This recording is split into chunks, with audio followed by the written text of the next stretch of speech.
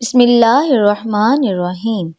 مور جتنا اب خوبصورت ہے اس سے کئی زیادہ جنت میں خوبصورت تھا۔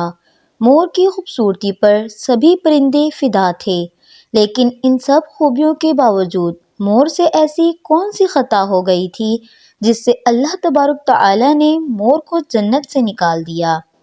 اللہ تعالیٰ نے جب حضرت آدم علیہ السلام اور اماں حوا کو پیدا فرمایا، اس کے بعد ان کو جنت میں بھیج دیا۔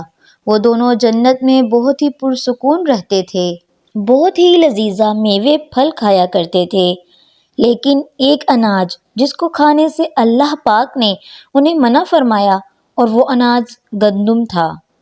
چونکہ شیطان حضرت آدم علیہ السلام کی وجہ سے ہی جنت سے نکالا جا چکا تھا، اسی وجہ سے شیطان کی حضرت آدم علیہ السلام سے دشمنی ہو گئی تھی۔ شیطان یہ چاہتا تھا کہ وہ کسی بھی طرح حضرت آدم علیہ السلام کو جنت سے نکال دے اور ساتھ میں اماں حوا کو بھی جنت سے نکال دے۔ جب شیطان کو یہ خبر ہوئی کہ حضرت آدم علیہ السلام کو تمام میوے کھانے کی اجازت ہے لیکن گندم کھانے کی اجازت نہیں ہے، تو شیطان انتقام کی آگ دل میں لیے جنت کے دروازے کے پاس بیٹھ گیا اور 300 سال تک وہاں پر بیٹھا رہا کہ کوئی جنت کے دروازے سے باہر آئے اور شیطان اس سے بات کر سکے۔ ایک دن اچانک سے مور جنت سے باہر آ گیا۔ شیطان اس کو دیکھتے ہی بہت خوش ہو گیا۔ شیطان نے پوچھا، اے خوبصورت پرندے، تم کون ہو؟ مور بولا، میں مور ہوں، اب تم اپنا تعارف کرواؤ۔ شیطان نے جواب دیا کہ میں عالم کروبیہ کا ایک فرشتہ ہوں، میں اللہ پاک کی عبادت سے ایک پل بھی غافل نہیں ہوں۔ میں چاہتا ہوں کہ میں جنت میں جاؤں، وہاں کی نعمتوں کا اپنی آنکھوں سے مشاہدہ کروں۔ شیطان مور سے کہنے لگا کہ تم مجھے جنت کے اندر لے جاؤ، میں تمہیں 3 ایسی باتیں بتاؤں گا جس سے تمہیں ابدی زندگی حاصل ہو جائے گی، تمہیں بڑھاپا اور بیماری نہیں آئے گی، تم ہمیشہ جنت میں ہی رہو گے۔ شیطان کی یہ باتیں سن کر مور لالچ میں آ گیا۔ لالچ میں آ کر مور نے کہا کہ مجھ میں تو اتنی طاقت نہیں ہے کہ میں تمہیں جنت کے اندر لے جاؤں، لیکن ایک سانپ میرا دوست ہے، وہ شاید تمہاری مدد کر سکے۔ یہ کہہ کر مور سانپ کے پاس آیا، اس کو ساری بات بتائی۔ سانپ بھی شیطان کی باتوں سے بہت خوش ہو گیا، پھر شیطان کو اپنے منہ میں چھپا کے جنت میں داخل ہو گیا اور یوں شیطان اپنی چال میں کامیاب ہو گیا۔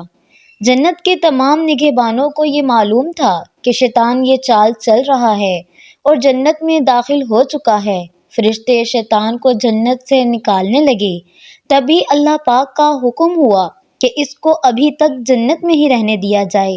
وہ فرشتے اللہ تبارک تعالیٰ کے حکم سے رک گئے۔ شاید یہ حضرت آدم علیہ السلام کا امتحان تھا۔ شیطان حضرت آدم علیہ السلام کے پاس اور اماں حوا کے پاس جا کر اپنی محبت کا اظہار کرنے لگا۔ وہ دونوں ہی شیطان کو پہچان نہ سکے، کیونکہ ماضی کے مقابلے میں شیطان کی شکل تبدیل ہو چکی تھی۔ شیطان کہنے لگا، میں چاہتا ہوں آپ دونوں ہمیشہ جنت میں اسی طرح زندگی گزاریں، ہمیشہ خوش رہیں۔ حضرت آدم علیہ السلام اس کی بات بہت غور سے سننے لگے۔ شیطان نے کہا، اگر آپ میری بات مان جائیں تو آپ کو جنت کی اور بھی تمام سہولتیں ملیں گی۔ حضرت آدم علیہ السلام شیطان کے بہکاوے میں آ کر کہنے لگے کہ یہ کس طرح ممکن ہے؟ شیطان کہنے لگا، ایک گندم کا دانہ اگر آپ دونوں چکھ لیں تو آپ کو ابدی حیات حاصل ہو جائے گی اور آپ جنت میں ہی رہیں گے۔ یہ بات سن کر حضرت آدم علیہ السلام کے دل میں رجحان پیدا ہوا، لیکن ان کے دل میں اللہ کی نافرمانی کا خوف غالب آ گیا۔ جبکہ اماں حوا شیطان کی باتوں میں آ گئیں، جس پر اماں حوا نے حضرت آدم علیہ السلام کو راضی کر لیا۔ پھر اس کے بعد ان دونوں نے اس گندم کے دانے کو چکھ لیا۔ جیسے ہی گندم کا دانہ ان کے اندر گیا تو دونوں کے ستر واضح ہو گئے، جس کے بعد دونوں اپنے اپنے ستر چھپانے لگے اور خوف خدا سے کانپنے لگے۔ اسی دوران اللہ تبارک و تعالیٰ نے فرشتوں کو یہ حکم دیا کہ حضرت آدم علیہ السلام اور اماں حوا دونوں کو زمین پر اتار دو۔ حضرت آدم علیہ السلام کو سری لنکا کے قریب نیچے زمین پر بھیج دیا، جبکہ اماں حوا کو جدہ کی سرزمین پر اتارا گیا۔ جن خوبصورت پیروں سے چل کر مور شیطان کو جنت کے اندر لے کر آیا تھا، وہی خوبصورت پاؤں اللہ پاک نے مور سے لے لیے۔ سانپ جو اپنے منہ میں شیطان کو چھپا کر لایا تھا، اس کے منہ کی خوبصورت خوشبو کو چھین کر اس میں زہر ڈال دیا گیا۔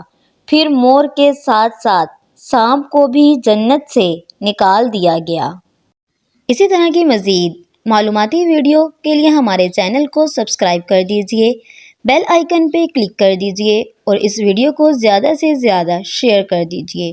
شکریہ۔